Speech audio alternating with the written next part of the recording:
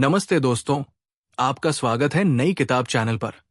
यहाँ हम हर रोज रात को ठीक 8 बजे एक नई किताब का सार लेकर आते हैं, जो आपके लिए कुछ नया, कुछ अनोखा और कुछ प्रेरणादायक लेकर आता है।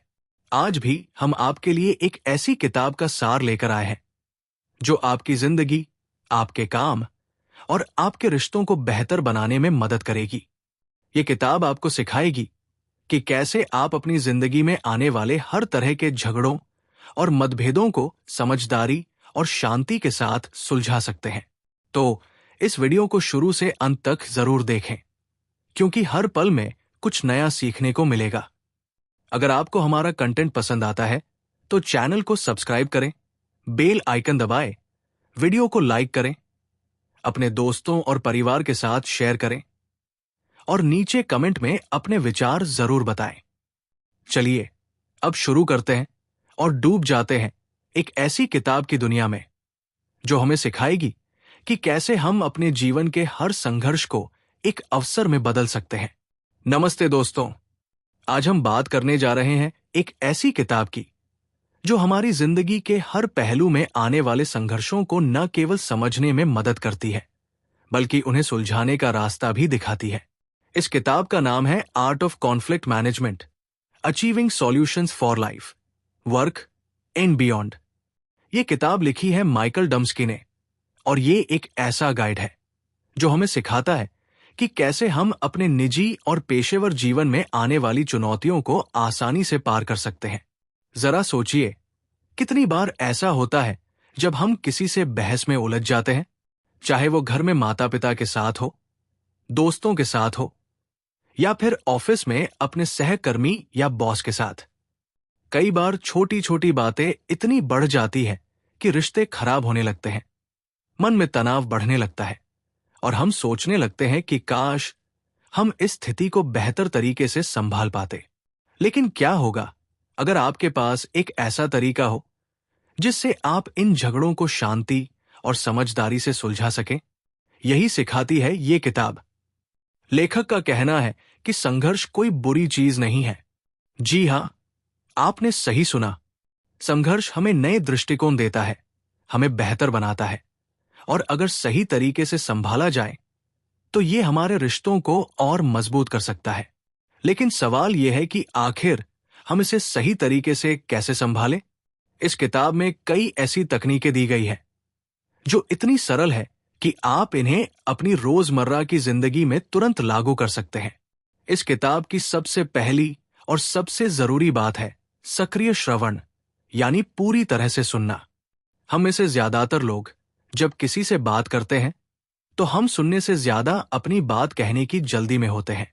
लेकिन इस किताब में बताया गया है कि अगर आप सामने वाले की बात को ध्यान से सुने, बिना ये सोचे कि आप सही हैं और वो गलत, तो आधा संघर्ष वही खत्म हो जाता है। चलिए इसे एक उदाहरण से समझते हैं।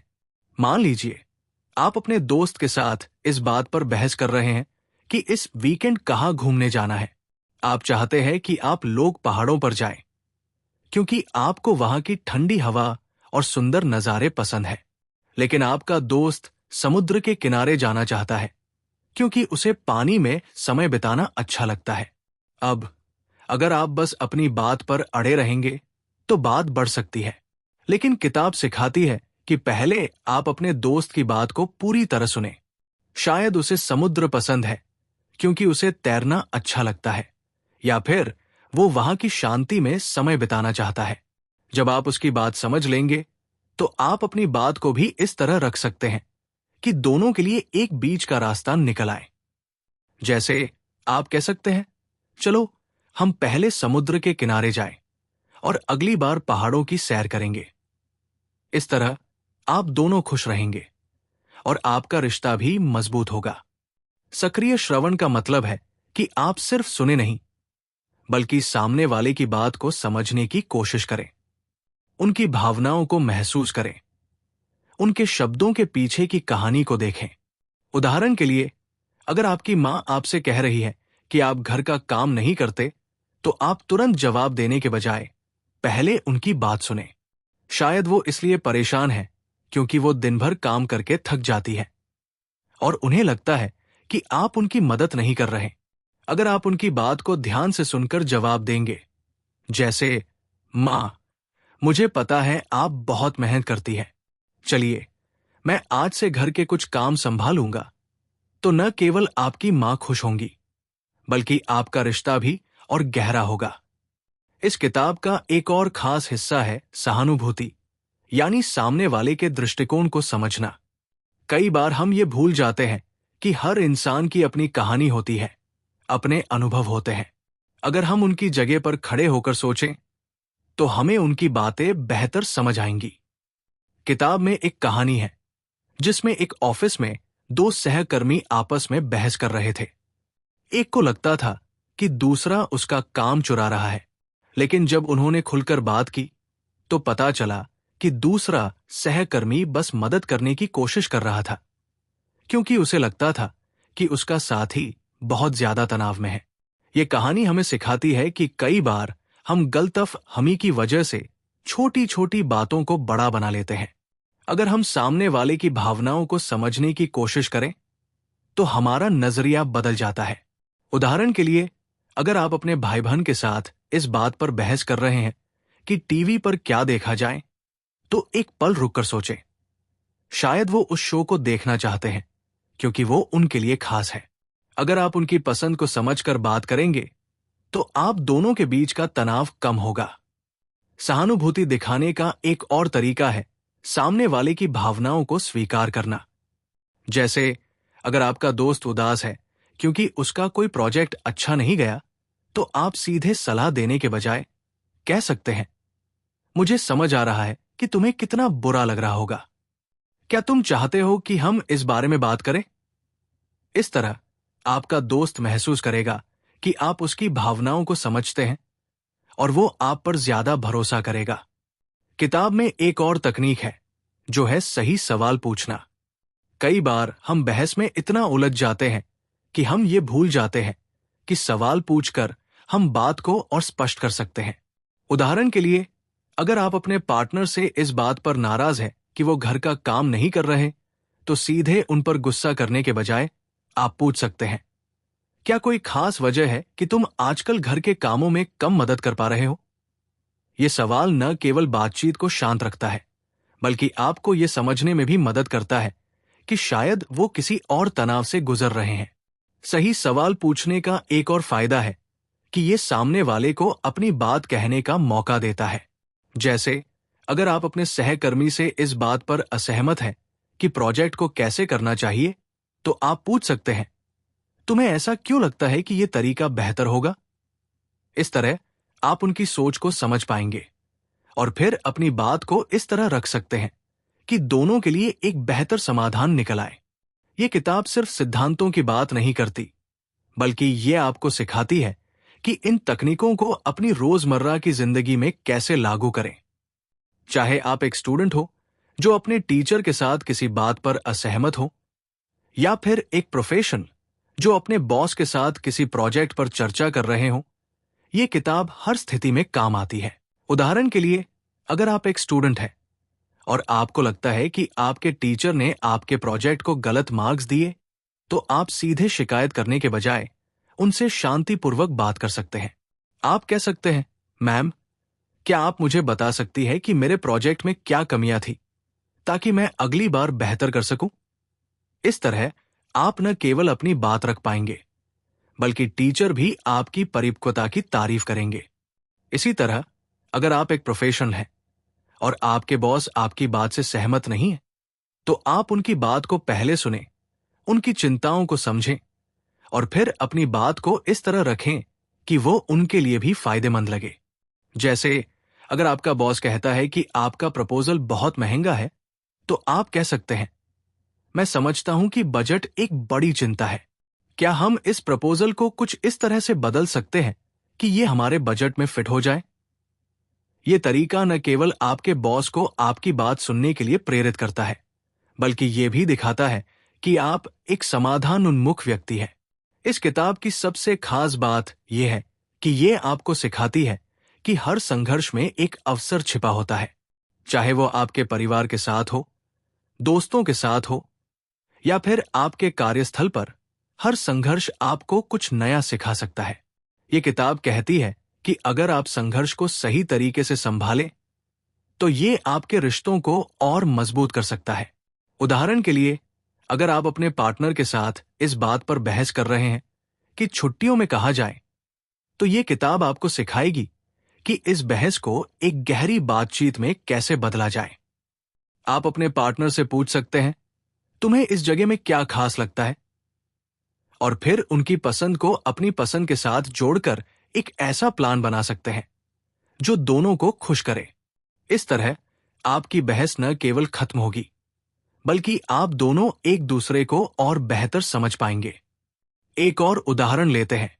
मान लीजिए आप अपने पड़ोसी के साथ इस बात पर बहस कर रहे हैं कि उनके बच्चे आपके घर के बाहर शोर करते हैं। आप सीधे गुस्सा होने के बजाय उनसे शांतिपूर्वक बात कर सकते हैं।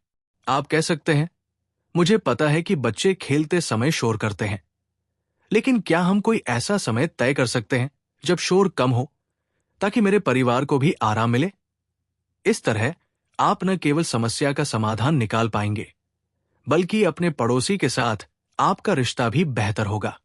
इस किताब में कई वास्तविक जीवन की कहानियां हैं जो इसे और भी रोचक बनाती है। एक कहानी है एक मैनेजर की, जो अपने कर्मचारियों के बीच होने वाले झगड़ों से परेशान था। उसने किताब में दी गई तकनीकों को अपनाया, जैसे कि दोनों पक्षों की बात सुनना, उनकी भावनाओं को समझना और फिर एक बीच का रास्ता निकालना। नतीजा ये हुआ कि न केवल ऑफिस का माहौल बेहतर हुआ, बल्कि कर्मचारियों का आपसी विश्वास भी बढ़ा। एक और कहानी है एक परिवार की, जिसमें माता-पिता और उनके किशोर बच्चे के बीच हमेशा बहस होती थी। माता-पिता को लगता था कि उनका बच्चा उनकी बात नहीं मानता, और बच्चे को लगता था कि माता-पिता उसे समझते नहीं। लेकिन जब उन्होंने इस किताब की तकनीकों को अपनाया, जैसे कि एक दूसरे की बात को बिना जज किए सुनना और सवाल पूछकर उनकी बात को समझने की कोशिश करना, तो उनके रिश्ते में एक नया विश्वास पैदा हुआ। चलिए अब इसे भारतीय संदर्भ में देखते हैं।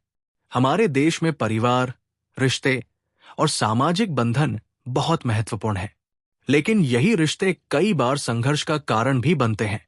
उदाहरण के लिए, संयुक्त परिवार में रहने वाले लोग अक्सर इस बात पर बहस करते हैं कि घर के खर्च कैसे बांटे जाएं, या फिर बच्चों की परवरिश कैसे की जाए। इस किताब की तकनीकें यहां भी बहुत काम आती है। मान लीजिए आपके परिवार में इस बात पर बहस हो रही है कि दिवाली के लिए क्या खरीदारी की जाए। आपकी मां चाहती है कि पारंपरिक सामान खरीदा जाए, लेकिन आपकी भाभी कुछ आधुनिक चीजें चाहती है। अब आप इस किताब की तकनीकों का इस्तेमाल करके दोनों की बात सुन सकते हैं। आप अपनी मां से पूछ सकते हैं, आपको पारंपरिक सामान क्यों ज्यादा पसंद है? और अपनी भाभी से पूछ सकते हैं, आपको आधुनिक चीजों में क्या खास लगता है? फिर आप दोनों की पसंद को मिलाकर एक ऐसा प्लान बना सकते हैं जिसमें थोड़ा पारंपरिक और थोड़ा आधुनिक सामान शामिल हो। इस तरह हर कोई खुश रहेगा और दिवाली का उत्सव और भी खास हो जाएगा। इसी तरह कार्यस्थल पर भी भारतीय परिवेश में कई बार संघर्ष होते हैं।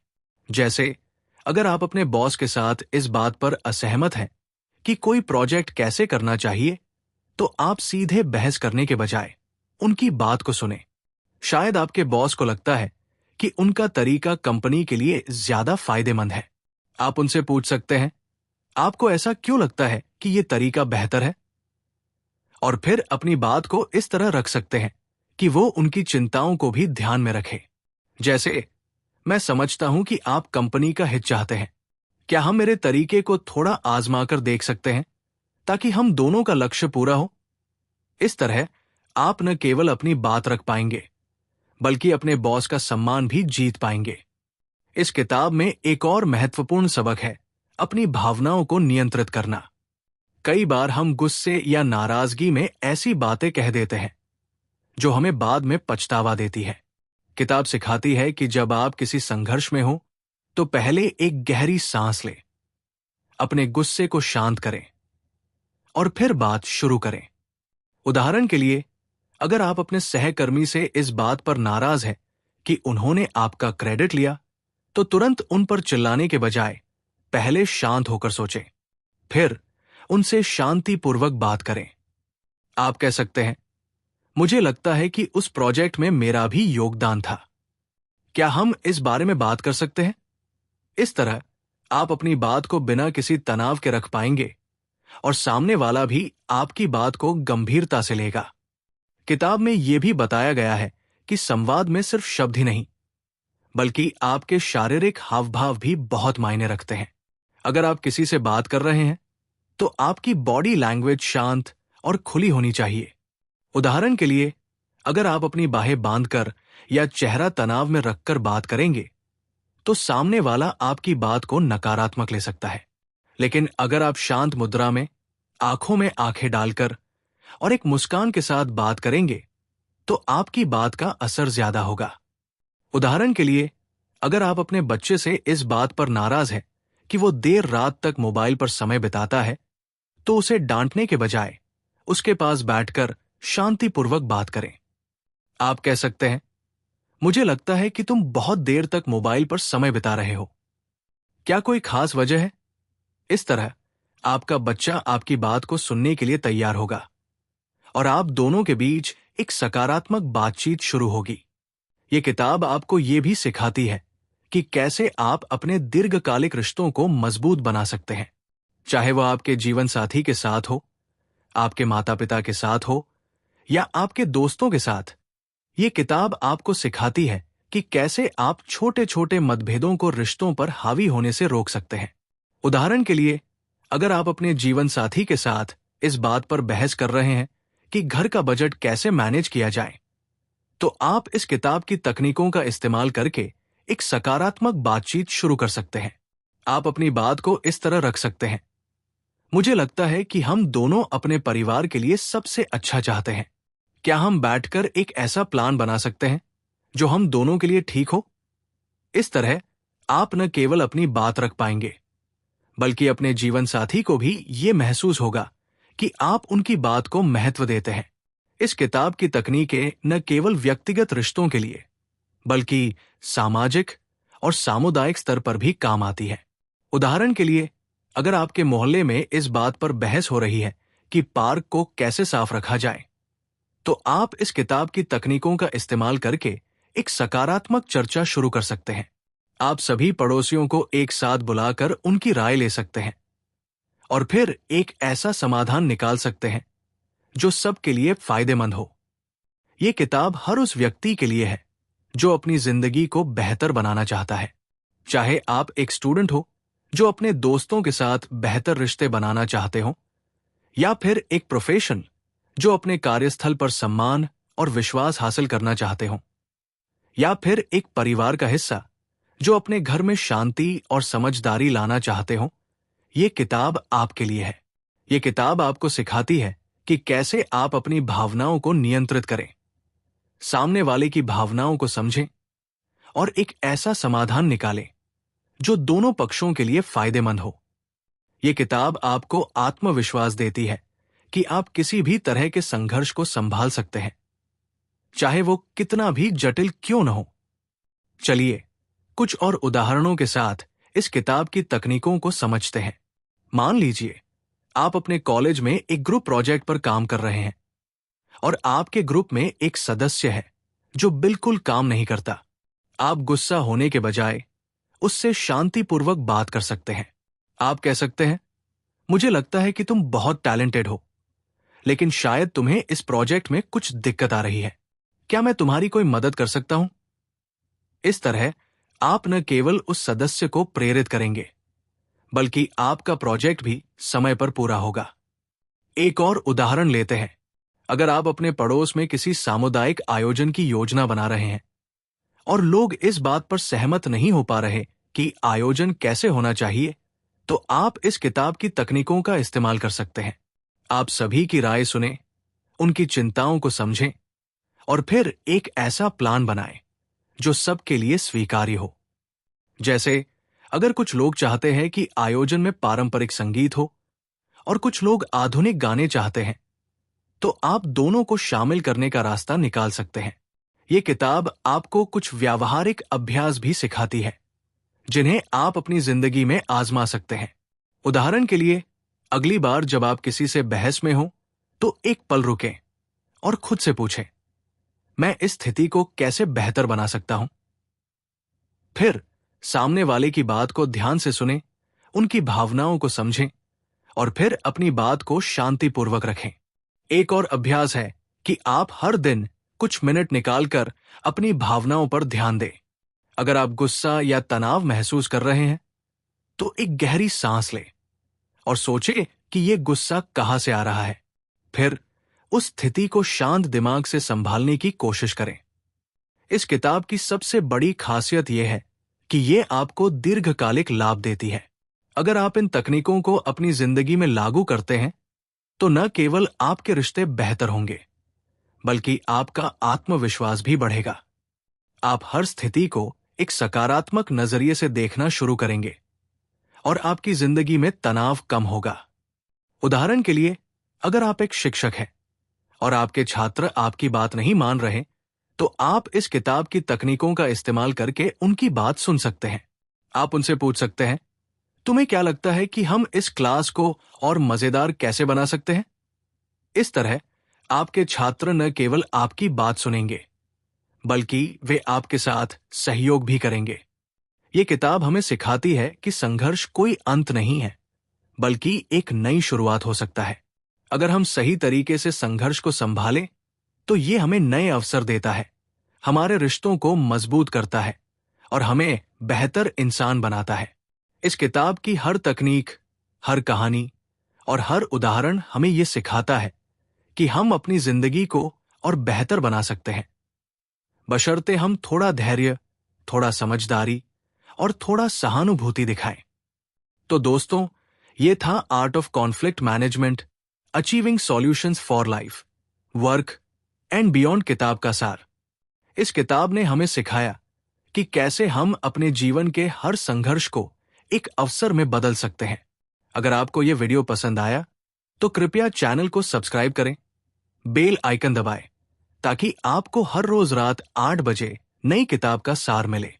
वीडियो को लाइक करें, अपने दोस्तों और परिवार के साथ शेयर करें और नीचे कमेंट में बताएं कि इस किताब से आपने क्या सीखा या आप इसे अपनी जिंदगी में कैसे लागू करेंगे। आपका एक कमेंट और लाइक हमें और बेहतर कंटेंट लाने के लिए प्रेरित करता है। तो मिलते हैं अगले वीडियो में। तब तक के लिए पढ़ते रहें, सीखते रहें और अपनी जिंदगी को बेहतर बनाते रहें। नमस्ते।